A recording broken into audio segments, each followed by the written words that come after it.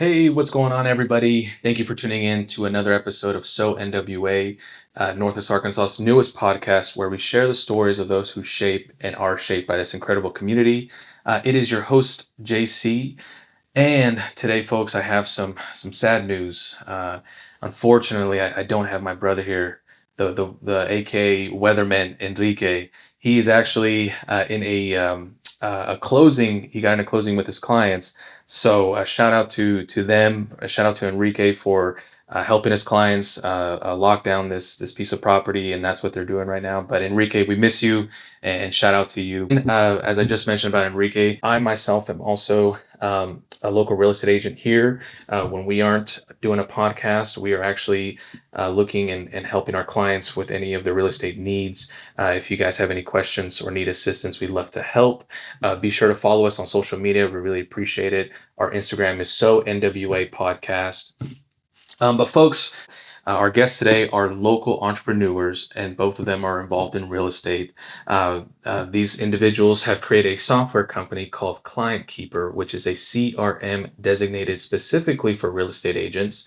They also have a local YouTube channel called All Things NWA. Ladies and gentlemen, I present to you guys Philip and Nicole Shepard. Hola. Great, thank you. How's it going? Great to be here. Yay. Guys, thank you so much for being here. I think it is, like I said earlier, we always want to honor you guys for your time, for spending with us. But yeah, thank you guys for being here so much.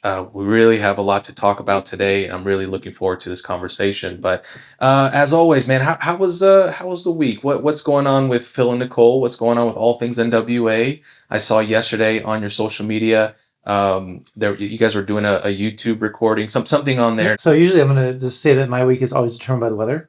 No, okay. So we are doing really good this week. But yesterday we were over doing another, it seemed to be the podcasting week.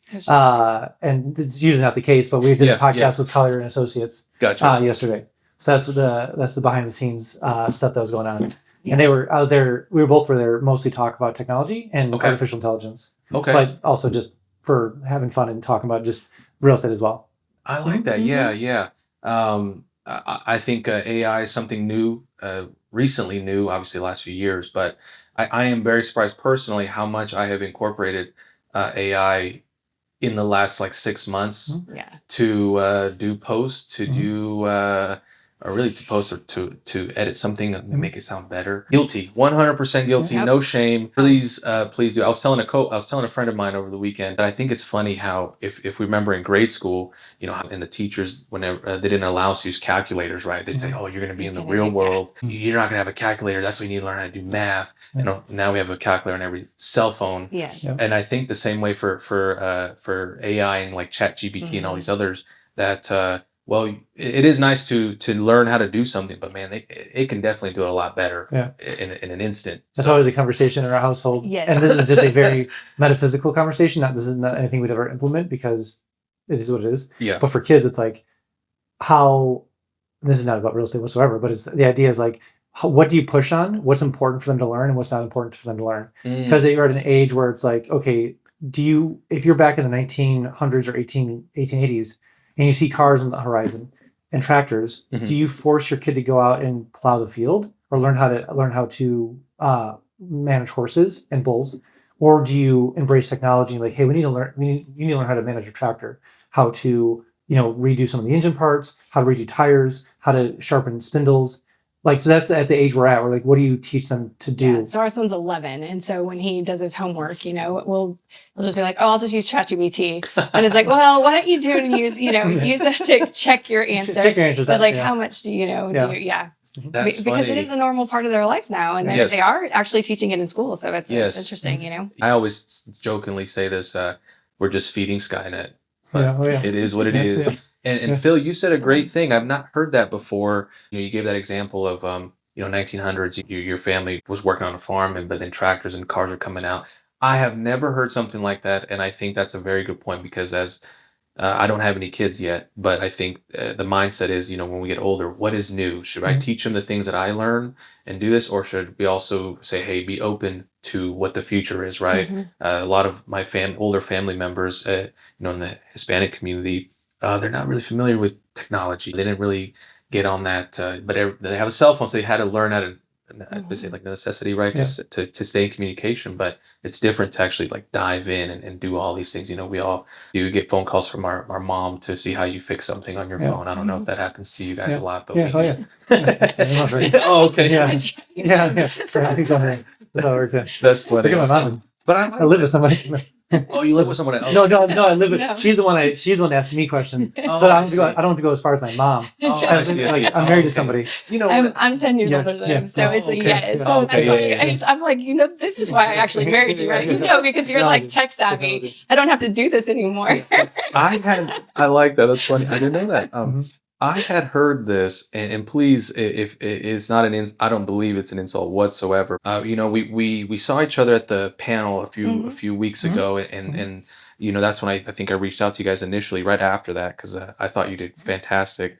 But I had heard there's a nickname for you, and again, I don't know where I heard this, but they call you the Elon Musk of NWA. Oh, brother, Yes. that's the new one. Yeah, exactly. And they might say that just because of the maybe the information you're Mhm. always giving. You're kind of always on top of the Yeah. information and specs, and I guess you both created this software, right, Mhm. for agents. So now you kind of have like this tech feel to it. So Yeah. I really feel like that name. Yeah, I kind of mentioned that. Everyone kind of laughed, but like I said, in a Mhm. good way, to say, oh man, he that puts Phil right Ah, there, yeah. right? I don't know if that's Yeah. true, and I don't know if you've heard that before. Nicole, have you No, heard that what before? is that? I haven't, but No. now I'm going to hear it a lot. Yeah, Yeah, the Elon Musk of It's not gonna go to NWA. your head. No, it's really. I swear I heard that somewhere. I don't know if I don't know who I heard that from, but I know I didn't come up with it. So Yeah. I never even knew No, it. he's on cutting edge of all the Yeah. AI and everything. And Yeah. it's good. I use him as like in my buffer because he'll go through and play with all of it. And I'm like, then he'll tell me which things are cool. And I'll decide if if they work with my business or not, then I'll Mhm. use them and spend the time because Yeah. there's so much out there.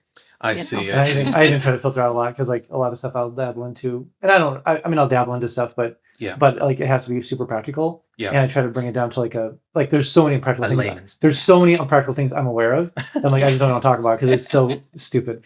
Yeah. Yeah.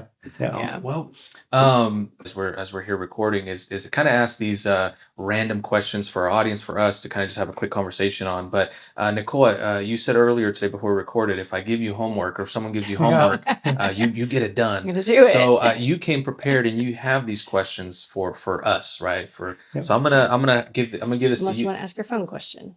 Phone question. Which one's that? Why is 3 phones? Oh yeah, the first question I had for you. Oh, sure, is sure, why is there when I first obviously the audience can't Yes. see what I see. Yes, yes, When yes. I first got here, he has 3 phones on a rag, which I assumed is because if one vibrates, it'll not make a noise. That is correct.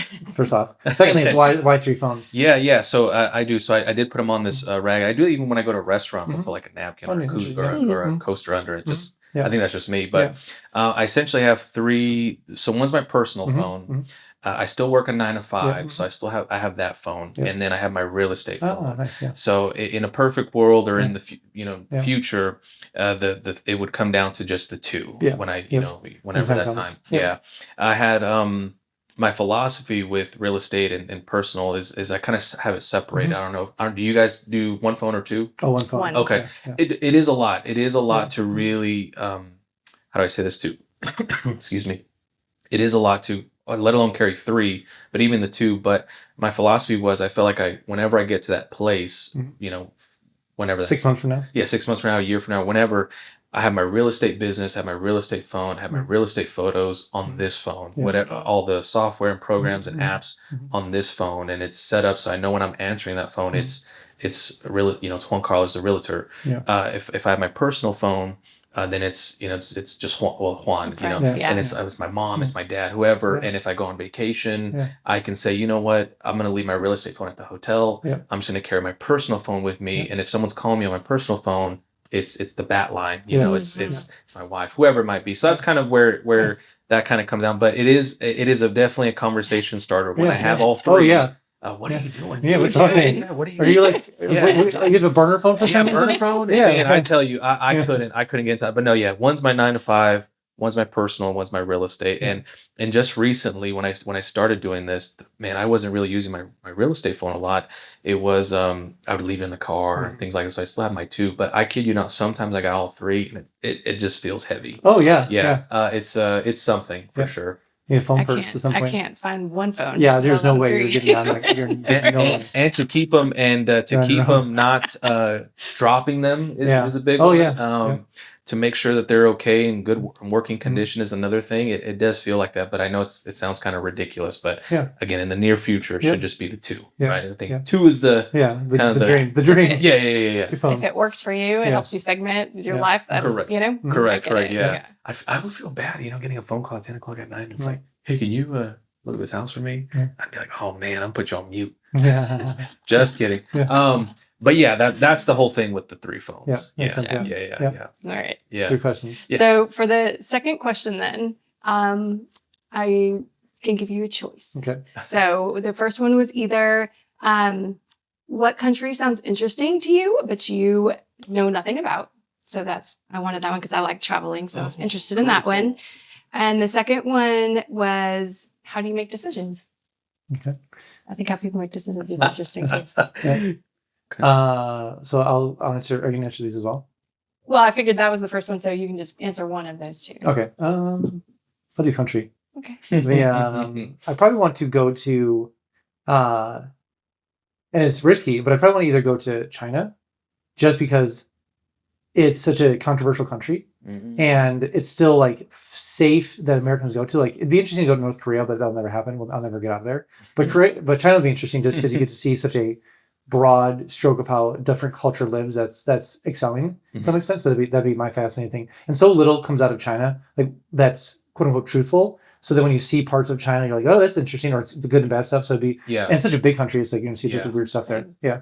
Well, that's a good answer. Yeah. Of course, it's adversarial towards America, but I'm saying it's just interesting because they are obviously they're open communists to most extent, and so you only get to see certain parts of it, and there's probably really good parts and the bad parts, but it's good to go see it on your own eyes to see what's true and not true. It's I like that. Yeah, it's true. I would say that I was going to say that when you said that answer, I was going to say, you know what, I agree with Phil. No. Yeah, no, actually, but Nicole, how about you? And I'll answer last. Okay, so on country, so I've traveled a ton, and so I guess just in the news lately, it's been all about Greenland, and it's like somewhere I've never thought about. So I'm like, oh, I know nothing about that. But I would be interested in like learning more because obviously it's a 51st state.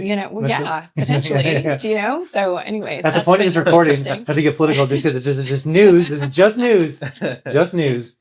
The Greenland people said that they're whatever person they voted for today won overwhelmingly, and that party is going to much leaning towards joining America. Oh, so so that's interesting that there was just stuff like that, an American state potentially that's so close to Europe and stuff. Like all of a sudden, I'm a whole lot more interested in that. I see. No, good point. Yeah, I think those are really good. For me, I would say I'm not familiar at all with very, very little the continent of Africa. Oh, sure. As far as there's a ton of countries in there. One that would stick out is my wife went to Uganda many years ago when she was in Bible college or so, and she always talks about how just magical and how obviously different it was and the people, but obviously the biggest thing for her, and I think because we're very similar in that sense, is the people there were so loving and so warm, and it's just different. So there's a big interest in just going over there and seeing what that feels like. Going to, obviously the way of living is completely different, and as far as almost in every sense of the way. So just to be there with those people and just see what that experience is like, and love on people, and just really kind of be with the community and see what that feels like, because that's kind of how we are when we travel. I was just going to ask, is your wife Latin? And okay, and so she even found that, because I would always tell people to maybe go to a Latin country to get that experience. So then to go even almost a step further, that's interesting. So I was about to say, when we travel to, like, let's see, we 2 years ago we were in Peru, and then the year before that we were in Mexico City, and we get that feeling, from the community when we're walking into stores and restaurants. They're just so loving, and just a different culture. So I can only imagine if she talks about it in that matter, even more so with that, I can only imagine what that feels like. So I'd probably say, like I said, Uganda comes up, but I'm sure there's any of those other countries there too. I also know it's kind of dangerous in some, but I'm very curious to see what that feels like. So Cool, cool. Good question. I like it. Let's see, let's dive into, you guys. Let's dive into our main discussion for the podcast. And like I said, we, as we're progressing, Phil and Nicole, if you're not originally from here, and you can answer, together or right after one another, is if you're not originally from Northwest Arkansas, how did y'all discover or move to Northwest Arkansas? What kind of that backstory of how you guys got here? Yeah, it was about 18 years ago. So I was actually living overseas with my former husband. And while we were overseas, his family all relocated here. And it was right when Washington Regional was developed. Yeah. Okay. And so his brother moved as a doctor and they were trying to bring people here for that. And so, the rest of the family came. And so when we came back to the US, we were like, do we go to California where my parents were at the time? Now they're here too. Everybody's here. Good. But, yeah, exactly. Do we go back there? Do we go to Houston? Do we go back to DC where we were before? Like we had all those choices. But once we came to visit, we just, all the cost of living, the opportunities to start your own business, all of those things drew, and then his family being here. So that's how I got here. Okay. And Phil, before you answer, I just want to ask this question. What part of California was your family from? San Jose. San Jose. Okay. So the northern part of it. Nice. Okay. Phil, how about you? I started researching the best places to live in America. Okay. And so then I started, this is back in like 2019. And I was like, okay, if I want to move, I want to pick the best place ever. So I looked at Boulder, I looked at Golden, I looked at Phoenix, I looked at California's a little too expensive, definitely too expensive. But like Boise, you have Asheville, you have probably Huntsville, Alabama. You have a couple of those really up and coming places. And then Northwest Arkansas just was very, very unique in what it was providing. Okay. And so I deep dived into all those different places, but Northwest Arkansas really took the crown for all those. So I came down here in like late 2018. I was like, oh, this place is either going to boom or it's perfect. So then I moved down here in mid-June 2020. So I went back home, sold my house, and moved down here. Okay. So that's how it was very analytical, but also I traveled to a lot of those places to check them out. Did you? And see what would fit the bill. So, you named quite a few of different cities and towns. What were the final two? So then it was either going to be between Provo, Utah, okay, Northwest Arkansas, or it was going to be Huntsville, Alabama. Okay. Yeah. And you could kind of toss in a little bit of Maryville or Knoxville, Tennessee was an option, but yeah. I had been to Knoxville about a year ago now. And when I got there, it had a very similar feel to Northwest Arkansas. They definitely had a bigger downtown. They have definitely tall skyscrapers, but it was on the river. Don't know too much about their weather, but I definitely felt a very similar vibe. Yeah, it's very similar to it. Yeah. Oh, cool. Yeah, so the styling wise. Now, economically, it's vastly different. Oh, right. But from a style wise, it's very similar. True. Well, what else? The question about Chicago. Oh, yeah. Tell me about deep dish or New York style. That's a good question. Oof. I would prefer deep dish still. But yeah. Nicole and him are looking at him like, oh, what? But in the same breath, I've seen you eat New York pizza. Oh no, I've eaten way more New York pizza than I have Chicago pizza. The difference with it's weird because like you can almost consider Chicago deep dish pizza not pizza. Okay. And that's why they call it pie. But if I had a choice of just like overall what's my favorite pizza, it's gonna be thin crust, crispy pizza. Okay. So that definitely leans more New York style. New York style, yeah. Gotcha. Okay. Yeah. I'm a big pizza guy. I love pizza. And I've said this in the podcast before. When I'm not recording or doing real estate, I'm a Ninja Turtle trying to at night, right? Yep. So I had been on this hunt for kind of finding a really good pizza spot and trying all these different pizzas, right? So the question when it comes to pizza is it deep dish or is it New York style pizza? And I've never had the opportunity authentically to try a deep dish pizza. And last year we were coming back from Europe and we had a layover in Chicago for the night. So we went out and tried a deep dish, and I have to say I was a little bit disappointed. I would say I think to you said it was more like a pie. Yeah. I felt like I was eating a big hot pocket with a lot of sauce and things like that. Now I'm going to give it another try whenever we go up to Chicago again. But someone had recommended another spot, and when we looked them up when we stopped in Chicago, they said, go to this spot. Like, but it was about an hour away from where we were going to be, and we just couldn't make it. So we did the second best spot, which is a local chain up in Chicago. Yep. So I said, I told my wife, I was like, man, so far New York's got it, Yeah. but I'm going to try one more time. Like I said, whenever we go up there, who knows when, and try this spot and kind of go from there. And I'll have your answer. And I do admit, like the nostalgic for you though too. Partially, but also I think the odds of you finding a good deep dish Chicago pizza are very rare, and then the odds of you finding a good New York style pizza are higher. Like some of the deep dish pizzas in Chicago are just way too salty. Okay. And it has to be the right amount of, it sounds bad, but it's like, it can be overwhelming. It's like how much cheese, how much sauce, what sausage, pepperoni. And like, there's a lot of layers that go in. And so someone doesn't know how to do it well, or it has a certain brand. Yeah. It can just be like, this is disgusting. It's like way too salty. But New York style, it's like, all you have to do is have a thin crust, big slice of pizza, and have like, it's iconic. So the odds of you can go to any vendor at any New York place and be like, I want a piece of pie. It's fantastic. Whereas Chicago, it's like you have to go to like 3 places and that's it. That, in my opinion. I see. So you can have ripoffs and they're fine, but they're like, it's not. They're not. It's not that I don't care about the original, but it's like they have to differentiate themselves, and so they usually go in a different direction, like more salt or this or that, and becomes. I see. Yeah. I see. Were you born and raised in Chicago? Yeah, Chicago. Oh, okay, Chicago land. I wasn't actually born in the city. Oh, okay. Yeah. Okay. Man. Okay. I like that. Yeah. I thank you for sharing with that. I think that's true. I'll have to. I'm still on the hunt, right? Yeah, there's a lot of chains out there that in Chicago that. So basically, we don't know. We can't compare because we haven't had the right kind. The right kind is a very mild. It's like eating a Hot Pocket. It's where it's a very This is what it boils down to. Yeah. I was saying New York. But then again, I'm a big fan of Hot Pockets. So hey, a good Hot Pocket at the right time. Doesn't hit any better. We'll just stay on our true. Yeah. So before we move on, then what's the go-to pizza spot here in town? I normally ask a question like this at the end, but just because we got there's a place in Johnson. It's probably the best one. Pizzeria Ruby. Yeah. Okay.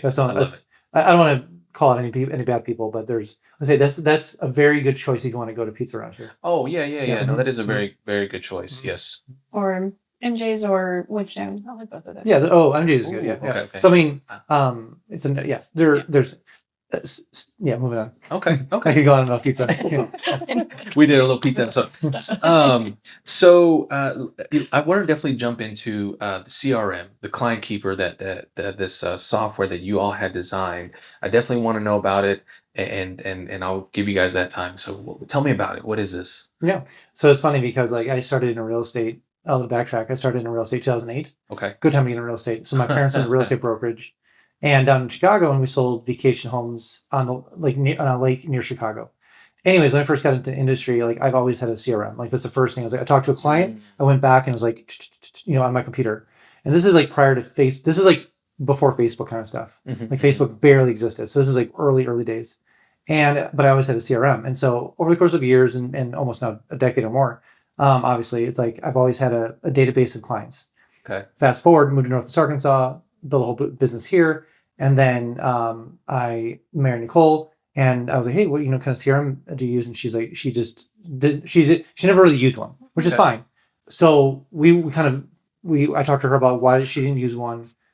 Well, he was shocked. He was shocked. I was like, "Oh my gosh, why don't you?" Oh my gosh, yeah. That panel really changed my view. When we had that panel that you were on a few weeks ago, that really changed my view of a CRM because I actually don't use one. Yeah. I looked into yours, so we can talk about it later. But I think like Nicole, and we all hear at any event you go to with real estate, it's like you need a CRM, and everybody's like, "Yep, I know, I've heard it, I know I need one." And even brokers offer it. Yeah. And brokers offer it. And so when he asked me that, I was like, "Well, I use one," which he was shocked to. And then I said, "Well, don't look so shocked. I mean, I have over 30 agents I signed for." And I said, "I think maybe you and one other person has one." And even knowing that it's something that we want to use. So we kind of deep dived into that. Like, why don't you use one? Not me specifically, but everybody. So we interviewed a lot of agents.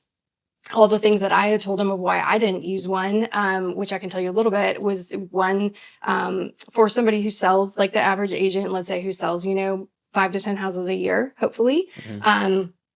They're all very expensive. First off, very expensive. It's like a lot of bells and whistles that people don't want to pay for.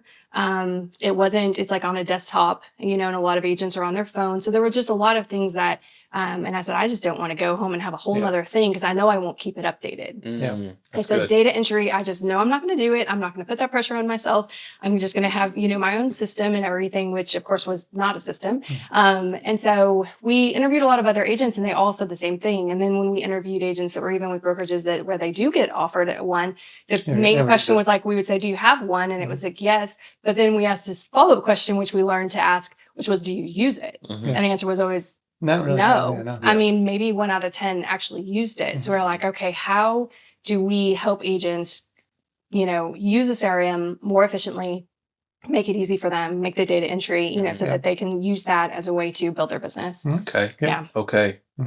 So that's what started. Those conversations started, and we started the process of building out the software. Ooh, okay. How long did it take you to, to kind of build this on the back end, I guess? We started, actually September of 2023. We flew to New York City. That's a different story. To go to a developer conference, found a developer, and we had a beta test in Collier's hands by March or April of 2024. And then we beta tested it more publicly throughout the whole summer this year of 2024. And then we've kind of went way more public at the end of 2024. Oh, so this is really recent. Yeah. This is last year and a half. Wow. Yeah, because we had agents using it, mostly Collier agents using it and giving us feedback. And every time they would call with a question about it, we would say, okay, that's not intuitive enough. Like, we want this to be so easy. You don't need to ask a question. You're going to just be able to use it. And so we were like, make it simpler. And that's half the battle, is making something simpler, very right? Convenient, right? Because you have like all these things you could do, but it's really, what do people need? And what are the things that they're using? And so it was great. A lot of the agents were very helpful, helping us get through all of those, like, all the pain points, all the pain points and everything until we kind of honed down the right one. And Ooh, okay. Well, I definitely will say that the CRM is something that I would also agree that I think maybe at least I don't use one, and many of I believe some people in the team that I'm on don't use it either. So I'm very interested, and I'm going to get back to you guys on that. Well, and for any of your listeners who don't know what a CRM is, it's a client relationship manager. So you basically track, you can keep all of your client data in there, and then it tells you when to follow up with them. So you just make sure that you're like top of mind and stuff with all your. And a lot of this is like those random conversations that you have. Like, let's say you're going out and you meet with friends, and a random friend brings a friend at dinner, and like, yeah, we're thinking about selling a house in like 6 months from now. And that's kind of your cue as a real estate agent to be like, hey, obviously let's talk what that looks like. But 99% of the time, or actually technically it's 80% of the time, most agents don't follow up with any of their leads. And so with Client Keeper, essentially makes it so easy to enter the data and to be able to remind it to be follow up. So you can just go to Client Keeper, open up the app, audio message, everything you just had a conversation about with that client. It's done. It's entered for you behind the scenes. And then all the follow-ups are set up for you so that every 2 weeks or however you set it up, it says like, hey, follow up with this person. So this way it kind of eliminates the excuses of not following up with people, essentially. So we made the foundation so simple that it's, who do you follow up with, keeping all your stuff organized, putting it on the phone to make it mobile first, so that it's with you all the time. So you always have your data. It's not on your, computer somewhere. So that's how we solve those pain points. And then Myra, which stands for My Real Estate Assistant, is the virtual assistant that's built into it. And that's where if you have a conversation with a client, then you can just get in the app, enter the Myra button, and tell Myra all the information that you just got from the client, whatever they want to change the price of their home, search, they want to, any updates, what their wife's name was, if they happen to stay in a conversation, and then they'll go enter that data in. So all the data entry is done behind the scenes. That's pretty cool. You've answered a lot of my questions I had as an agent, but I think for the audience too, that was actually really, really good. I'm going to look more into that. So folks, again, that is, let me have it here.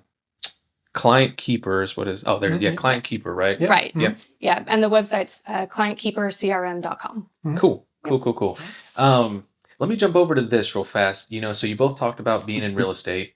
And Nicole, I think you said you hold an executive broker license. Yes, correct? Yes. So what keeps you all passionate about being in real estate? For me, probably I'm certainly passionate. I think what drives me a lot of times is when I was in Illinois, it was more or less connecting people to houses that want a second home. Now that's radically different than here. So up there was more like helping people. The phrase that we always use is be on vacation every day of the year. So that's kind of the marketing spiel was like, hey, you are a higher wealthy individual that's probably some sort of C-suite executive in Chicago. You want to buy a second house on the lake. So you kind of see that connection point of like, thank you for helping me with my family's purchase. Then you actually see them on the lake. So, but here it's a little different for me because it's like, I feel like this is a great place to live. And it's very I would say marketed, but there's a stigma to the Arkansas. Yeah. So if I can help turn that around a little bit, that's a big win for me, and helping as many people move here as possible. Okay. And so that's the win is like, hey, and I have conversations daily about, people moving from Colorado or California or Illinois, Chicago, the dumpster fire, Texas, Florida, all those different places. A lot of people want to move here. And so they see the benefit, they see all the cool things happening, and they want to get on board. So there's a very common theme of people really are surprised by this area. You said turning things around here in NWA, right? So turn things around the stigma that a lot of people think. I remember going to California visiting my dad when even before graduation. They'd be like, "Oh, I'm from Arkansas. Oh, what do you do in Arkansas? You guys ride horses every day, Or I'm like, yeah. What are you guys cooking? Yeah, exactly. You get these things, and it's just so funny. And then for the friends that have come here and visited over the years, they're like, this place is awesome. Yeah. This place, you guys you feel safe. There's a lot of city amenities that we offer. That's clean. And so they're taken by surprise. But Nicole, for you, what keeps your passion in real estate? So I would say in the more of the leadership position that I have in the brokerage now, if I answer that as a broker, it would be that, my clients now are agents, right? So I think of it that way. And my background's in teaching. So I love teaching. I love training. I've started 5 different businesses. So just now being in a position where I can take all of that knowledge from the other businesses I've done and help other agents build their brands and understand that and kind of watch their businesses grow, and watching them have success and everything. And then being in a position even, with having people who know tech and things to say, hey, these are things agents need. How can we actually build some these tools and resources? I see. So creating the resources and tools and things like that, and then that I know that are going to help agents succeed is super exciting for me. Oh, I like that. I like that a lot. Yeah, I can definitely see that. That teacher look. Came with my homework done.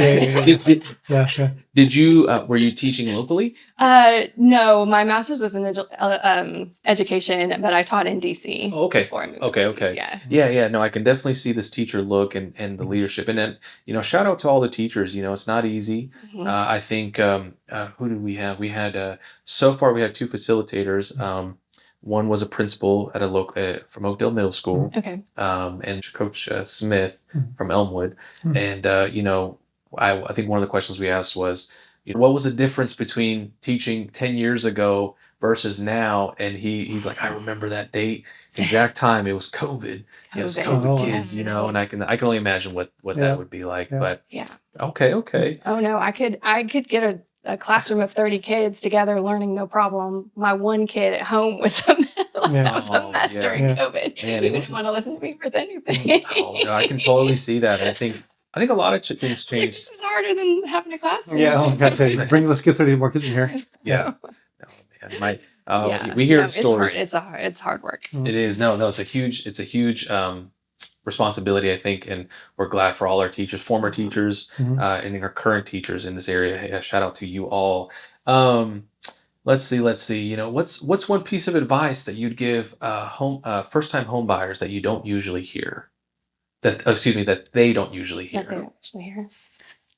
So I think for me, I think the unusual. It's not unusual, but it's not unusual for me to say this because I say it all the time. But it'd be maybe unusual for them to hear it. Is at least in Northwest Arkansas, it's probably smarter for you to buy new construction. And Northwest Arkansas sellers are still a little unrealistic in and they usually end up having to reduce the cost by 5 or 10% before it sells. I see. And until that changes, then it's going to be what it is. But new construction, it's just a better option, at least at the moment. Now, they could change in about 5 years, but it's they have better rates oftentimes, or they can work with lenders. They have better incentives. Yep. The house is it has no issues. It has a warranty. So that's my usual thing is if you're going to move here, there's plenty of other houses that are quote unquote used that are gorgeous and beautiful and they're priced right, but 80%, 7% of the time, new construction is a better way to go. Most people would want to get into a new home they want to be that first time family in that location. That's pretty much almost in Yeah. anything you're purchasing. Mhm. So And that would probably go hand in hand with what I was going to say, because I would just even off personal experience tell them not to fix anything. Like, I know that first time home buyer wants to get in there and, change the, paint the cabinets or change the countertops and do all of these things, and the ROI then isn't going to be there when they go to sell. And the point of having the equity, if it's not their forever home, good if point, it's not good your point. forever home, then don't do anything and almost treat it like a rental. Yes. In a way, and Yes. just like live in it. And, but because those things are not going, you're not going to get your money back out of those things. And then, it's not going to help you get to that next house, depending on what your goals are, That's a really good But point. a lot of us watch way too much HGTV, and I got caught in that. You come in and you do it, and then that you don't realize that that's not going to help you. And it might sell faster, but it's not necessarily going to help you with your money at the end of the day. Yeah. And a good example is a lot of people, a pool, right? They're going to go put Yeah. they're going to put a pool in their backyard. Hey, that's fun. It's good for you. And it's good for you, and you love it. And you spend, I don't know, I'm going to make up a number, but let's just say it was 50,000, once it's completed. And that's great. You and your family enjoyed a lot of time on the pool, and a lot of people will think, oh, just add another 50 to my house, right? No, that's not the case. You might only end up adding maybe 10 or 20 of it. And now some people are kind of upset that they couldn't get that quote unquote cost back. No, the real the real payback, I guess, is in the equity. In equity. Yeah. Oh, I like that. Let's for Phil and Nicole, let's go with All Things NWA. And how did that start and why? So it started because when I started researching the area, there's very few ways to find out what's going on here. Okay. Like, there were some random forums and blogs that I really deep dived into. The Northwest Arkansas Council is a wealth of information. I read Fayetteville's 2040 plan and also Bentonville's Let's Connect Bentonville plan. And Bentonville wasn't as organized at the time when I first moved down here in 2020 or even 2019.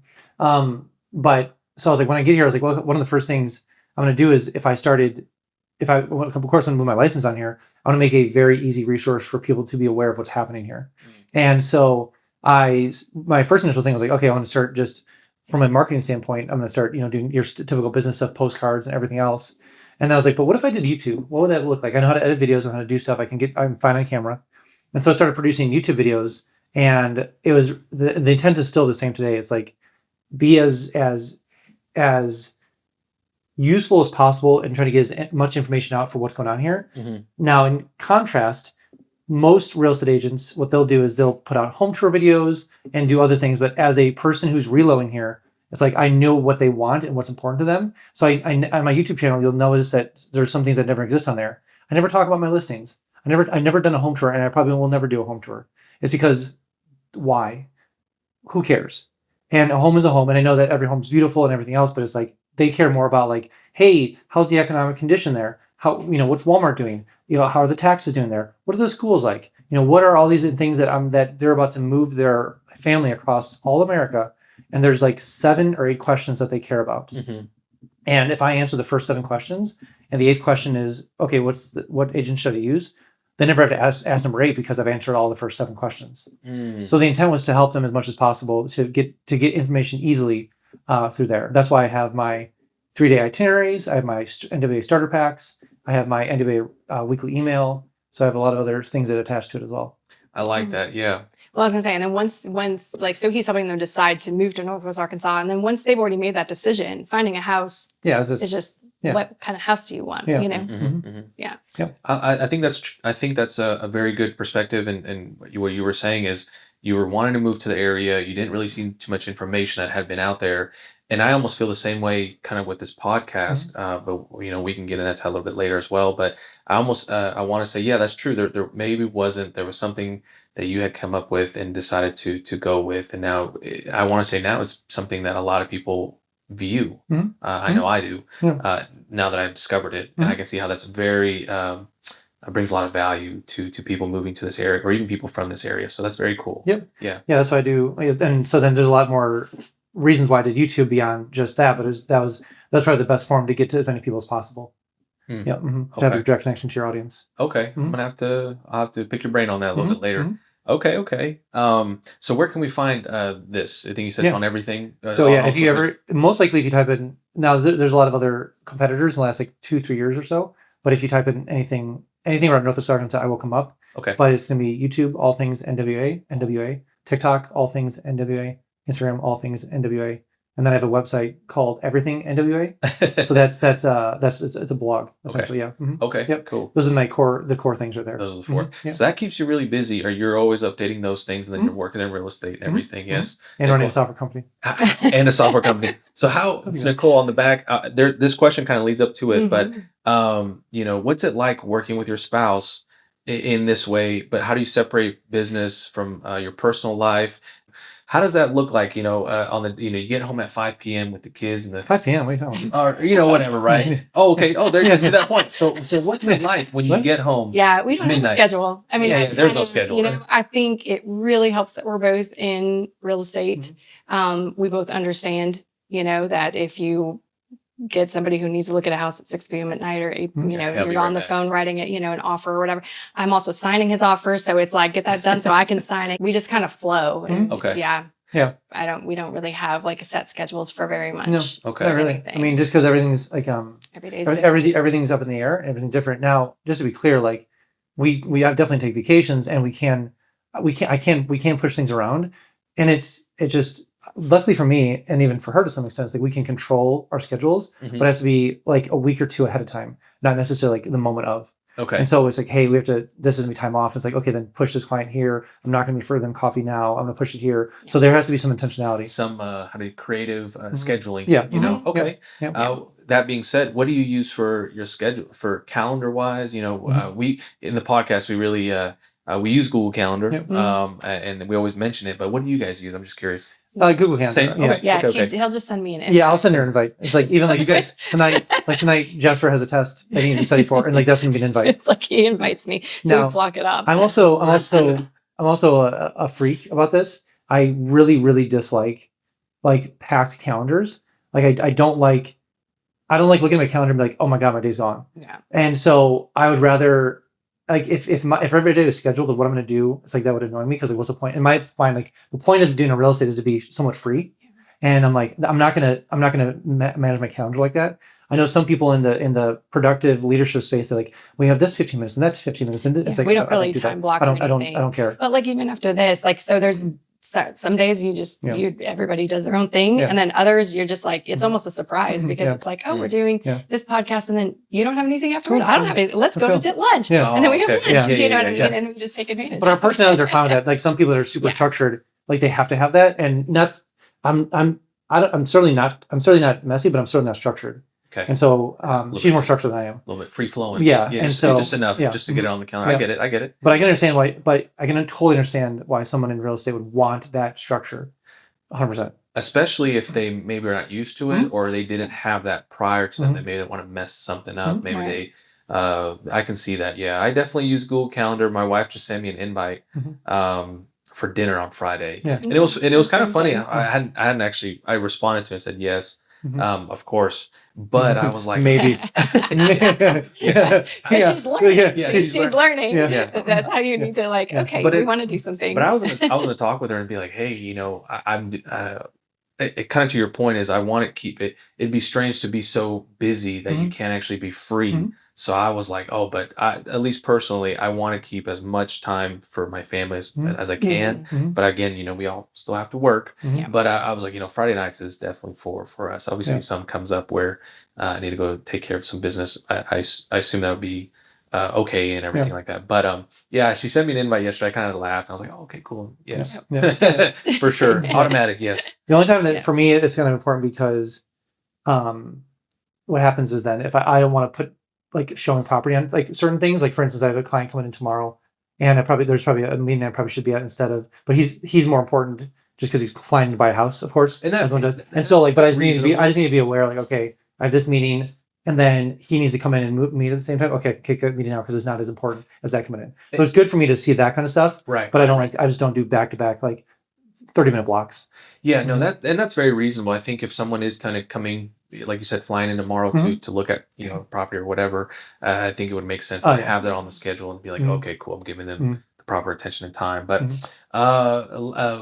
one of these last questions here is, what was the best piece of advice you have ever received, and how did that impact your career? And I'm going to open it up just a little bit so it's not too hardcore. What's a really good piece of advice that you still go or still use today that you've received at one point? What would you say that would be? For any future real estate agents, Yeah. any future There's a lot of them, but I went to an EXP event in Dallas. I was invited to one of those, and they had Tony Robbins speaking. And I just remember he talked about a lot about visualization and acting as if you already have something, or that type of thing. Mm-hmm. And so I came back, and I only really remember this because I think a lot of times we implement strategies and you don't see results for 6 months. So you just you kind of don't know where the source of whatever business decision you made. But it was real automatic because I went to a listing appointment and I wasn't even sure if it was just me or if it was going to be like they were talking to other agents or whatever at the time. But they said, can you just visualize yourself leaving the appointment like you already have the listing? Oh, that's good. And I usually would go into a listing more timid. Here's the teacher. Here's all the information I have for you. Do you like me? Do you want to work with me? Kind of thing. That was really more, my approach. But I went into that listing very different, and I noticed my words were different because instead of saying like, oh, I could do this and I could do that, I was like, we're going to do this. Mm-hmm. We're going to do this together. And I used we language. My language all changed because I already had the listing. The mentality had shifted. And so and I got it. And as I was driving out, I was like, yep, that was a big one. Okay. I like that. So it really changed, just even my attitude with how I talk to clients from that point forward. Mm-hmm. Very good. I think for me, and this probably can relate to any small business or any real estate agent, I always harp on this, and Nicole knows this. I'm like, I always say, who are you talking to? And what I mean by that is like back when I started Northwest Arkansas or All Things NWA, I talked to one person. Like it was one person. If you want to move here, I talk to you. I don't talk to people who want to list their homes. I don't really talk to people who are currently living here. If they want to watch my content, cool. But I only talk to one person. And so even in all my content, it's directed as though I'm talking to this one person looking to move here. Once you start broadening your scope, you become, once you try to become all things to all people, you become nothing to no one. And because the idea is because at that point it's like, what's your favorite chocolate bar? Well, there's 500. Who gives a rip? Because it's all the same. What's your favorite coffee? And it's like, well, there's plenty of coffee shops, but there's Onyx, and they're rated the second best in the world. Mm-hmm. They've niched themselves down. So that's an example of they talk to one group of people who care about coffee. And so you can see the scope of if you just become all things, all people, it's meaningless. So my answer is always, who are you talking to, and knowing who you're talking to. Wow. That's really, left speechless with that one. Wow. That's really good. Mm-hmm. Thank you. Yeah. For the audience here, really, that was such a powerful moment to hear that, because I think it's true. And this is like you just said prior to that, it's to any small businesses, your real estate agent, personal life, whoever it might be, your friends and family, anything like that. I think that is pretty moving. And just to clarify, the real estate agency goes back to, and we talk about this all the time when we talk to agents, but when agents get into the industry, they're like, I want to sell houses. Well, that's great, but who are you going to sell them to? And, there's so many niches within the real estate industry, whether it's first-time home buyers or people that are looking to downsize or people that are north of $1 million or people that only drive Mercedes or whatever, or demographics. It doesn't really make a difference. It's like you have to talk to one person and be very good at that. Very good. Mm-hmm. Very, very, very good. One of the things that we do in this podcast as well is we ask our guests if they are wanting to do a shout out to any team member, family, friends, things like that. And I do want to emphasize this because a lot of times I think our guests might get a little bit, I don't want to say embarrassed, but they might feel like, oh, I'm going to leave somebody out, so I don't want to say anything. And so we've had to explain a little bit to say, this podcast is to really, we want to highlight individuals from the community. So, and giving that spotlight in a sense to y'all, now it might be a chance to say something, to someone who really means, who's really just been there for you guys and things like that. And as always, we always don't get everybody. That's just normal. Yeah. But if there's someone that comes to mind, either that's helped you personally or in real estate or things like that, would be this is, like I said, if you want to give a shout out to anybody. Yeah. I'll let you answer for both of us. I think probably for us, it's just like our small group of people down in Farmington. And it's ironic because like, and they know who they are. And me coming on to like the area, and then, just like the support from them, us being a friendship group, and also the fact that it was like such a forgotten team, we'll say it that way. Okay. But it's like what came out of there was just really fascinating and great. Like a great team, came out of there, and a lot of talent came out of there too. And a lot of our friends, whether they stayed with Collier or whether they went to different things, but they're all very they're really talented individuals who helped us get there. We couldn't be where we're at without them. Oh, okay. Well, that's awesome. Shout out to them. Yeah, that's good. Nicole, how about you? Or is that the answer for both? Yeah. Okay. Cool. Yeah. And another thing that we do in this podcast, towards the end of the episode is we love highlighting the area, right? We also want to recognize, we also want to highlight the Northwest Arkansas area. And a question that we always ask our guests is, what do you tell your family or friends when they visit Northwest Arkansas for that first time? And what's one thing that they must do when they come here? So is this Briar Rose Country? Well, of course, we always have to plug that. It's like a thing they should do. My family runs it. I helped start it with them and stuff. Okay. So yeah, down in Farmington, go ahead. That's our family restaurant. So okay. Of course you have to get a cinnamon roll at Briar Rose. Yeah, down in Farmington. Down in Farmington. Okay. Yes. Okay, I'll have to look this up. Yes, for sure. Yes. Stop by and when you come and let me know. It looks like a German. Yeah. What it looks like a storybook. Yeah, like a storybook cottage, like British, like German British architecture. You can't miss it. Okay, you cannot miss it. Yeah. We will make it this weekend, then I believe. Yes. Yeah. Super fun. So we always plug that, and then I would say I probably just tell people like I love art, so I tell them to go to Crystal Bridges, go to Beaver Lake. Those are my I would say like if like there's their standard stuff, but I always recommend people going down to Devil's Den, just because like your classic Bentonville stuff, everyone knows what that stuff is. But if you go down to Devil's Den, it's really, really pretty because you feel like you get the example of like you're in kind of a larger town like Bentonville or Fayetteville or Springdale or Rogers, and then you drive 35 minutes south of here and you drive down this canyon, and then you're in like this kind of like no cell phone, like you're on your own, a bunch of people over bridges. And there's blue water, there's pools. It's just a beautiful area. So I always recommend people go down there if they want to go hike or have a picnic, because you really see that. That's probably the closest thing you get to Arkansas feel. Ozarks. Yeah, Ozarks. Yeah. And you get kind of, exactly. Yeah. So for the audience here, if we didn't catch that correctly, not because he said it wrong, but you might be like, what? So he said Devil's Den State Park, I think is what it is. And then for Nicole, you said, what was the... Briar Rose. Briar Rose. Okay, I'm going to have to look Briar Rose Bakery and Deli. Okay, in Farmington. Got it. Okay, cool. I always wondered, I'd be laughing if they're like, what did they say? Yeah. And they didn't even know what to Google or search or anything. I just typed in the devil and then I went to the wrong location. Arkansas. Devil. No. Devil's Den. Yeah. I know it's not, I don't know if that's any better, right? But the name choices are always fascinating. Yeah, Devil's Den State Park. It is beautiful for sure. Yeah. What is one of your earliest and best memories of Northwest Arkansas? I'd imagine it was probably that 2018. 2019. Right, yeah. or It was 19. probably, you came in here and you're like, where am I? Or let's go. I think it was actually going to see because I grew up in Chicago and the water there is very dirty. So going to Arkansas, just any part of the Ozarks, and seeing this kind of like almost like blue crystal water, you're like, it's just kind of fascinating because you just won't expect it here. I think that first essential awe of like, this is a crazy place that you can go out down to this no name state that no one really gives a rip about for the most part, and then like this beautiful down here. And Nicole, how about you? So I came here 18 years ago, and I mean, there was no Rogers to speak of. It was just fields on both sides of a 4-lane highway. True. So it was a very different place, a lot slower, a lot quieter. But I think probably my like best, or like if I can like a kind of core memory when I first got here was going to like a football game. The Razorback game. Those football games are just, it's something else. I would agree. I had not been to a football game elsewhere, and I've only been here at the U of A.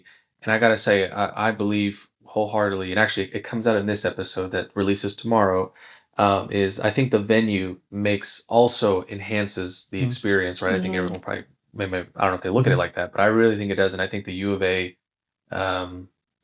stadium does a really good job of being, whether they win or not, because that's always matter. it doesn't matter. No. You have a good time, and if we win, Dixon's on fire that day, or that night or whatever. So it's kind of funny, but I would say the Hogs, the U of A, it's a good time when you when they're playing any of the sports, to be honest with you. So okay. So, kind of towards as we kind of wrap up here this episode, what is a favorite local small business that deserves more attention? I know you said Briar Rose. Briar Rose. There Okay, you go. maybe a little bit closer. Maybe a little bit closer into town. Yeah. I'd probably say my fun restaurant is Hugo's. Oh man, I love Hugo's. Yeah. Doesn't get enough love. It's in the basement. Yeah, it's in the basement. Yeah. What about in Benton County? In Benton County, then we're even closer home. Then we're gonna do. This is very random, but it needs more shout out because it's just a very niche restaurant. Okay. Is the Anime Cafe in downtown Rogers? Oh yes. Like just because it's just like what happened was that a young girl started it when she was like 14 because she liked anime, and her parents started it, and so they built it for her. So eventually she could take over after high school. Yes. So just a fascinating little story there. Oh, I got it. Yeah. It's a story like that. Yeah. That what you just said is now I'm interested. I would love to have somebody. It started with her. It started her with her fascination with the boba tea. Yes. And then from there it grew into like a whole thing, and they started a business out of it, and then now she runs it herself. Wow. Yeah. Okay. Yep. I'm gonna reach out to her and go over there and say hello and say let's love to have you on. That's really cool actually. I love a story like that. So you mentioned Hugo's, the burger spot in Fayetteville, and then the anime cafe. Yep. Cool. Downtown Rogers. I love it. Any and favorite local spot? If this is a little bit different question than a small business that deserves a shout out. I'm gonna say if on a weekend you're free, you just closed a deal, you got it, and now you're saying Phil, let's call it Longhorns. I was like, let's go. Where are we going? We're going to Longhorns. Longhorns. Yep. Yeah. I think our Longhorns is 10 out of 10. It is. Yeah, it's really good. I've been to other Longhorns in town. I mean, in this, and they don't hit as hard as ours in Rogers. I'd probably say JJ's. It's very classic. Yeah. But like it's just kind of like that classic bar, especially with kind this weather. Yeah, like just sit outside. It's just enjoy it. Do you have a specific JJ's? We'll probably do the one in Fayetteville or Weddington. Yeah. I said the one in Fayetteville is really. I know they have two, but I assume you're talking the one off the freeway. Yes, correct. Yes, that one is a classic JJ spot. I think it's a good if we need to, we'll go to the one in Springdale. But most of the time, since the patio's out in the Fayetteville, I'll do that one. It's a very. But good for spot. Benton County, if there's a spot, it's going to be probably, it's probably Rogers. It's probably going to be like, what's the tea place you like actually? The place you go to that you bring the clients to. Oh, what is that called? Beirut to Beirut. Is that right? Yeah, you're right. Yeah, it's to Beirut. Okay. It's very authentic, like Middle Eastern food, and their tea is like amazing. Let me to Beirut. Oh, okay. I see that. Yeah, that's by oh my gosh, what's the brewery? Natural State. Natural State Brewery. Yeah. Oh, cool. Okay. I know people always say, "Where do you want to meet for lunch?" And I was like lenders and stuff. And I'm like, I want to go here. Yeah. If you're gonna pay for something, that's exactly where I'm gonna go. Well, folks, Toot Beirut Mm-hmm. has a 4.8 star review on Google and has 988 Google reviews. It says it's Middle Eastern food, outdoor seating, has some vegan dishes, has Wi-Fi, very important. And it's very like you wouldn't know where it is unless you knew you were going to it. So you have to kind of know that you want to go there and find it. I know they have baklava there, right? It's one of my favorite desserts. So I will say that's the only reason I think I know that place. But okay. All right. Well, for Phil and Nicole, we're wrapping up the episode.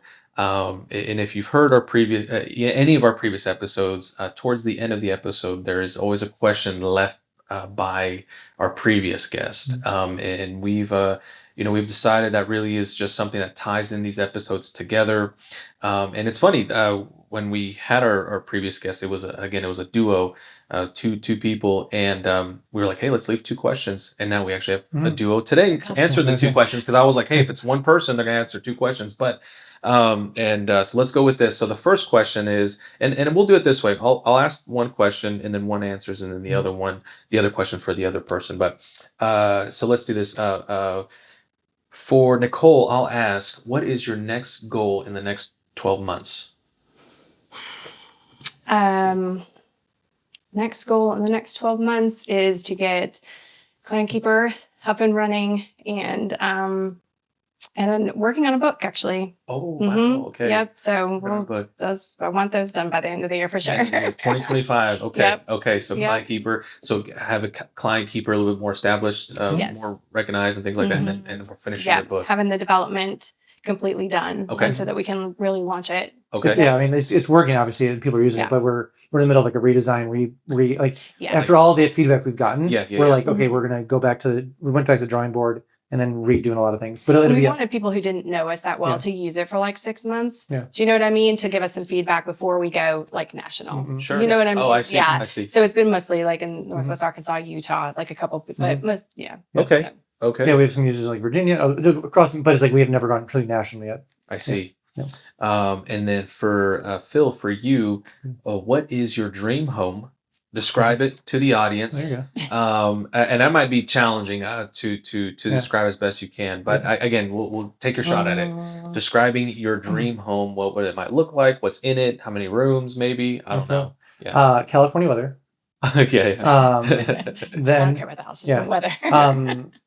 California weather. That comes at a cost. It does. And fires too. Just add the taxes to it. California weather, and then probably small. I do not like big houses. Okay. So probably like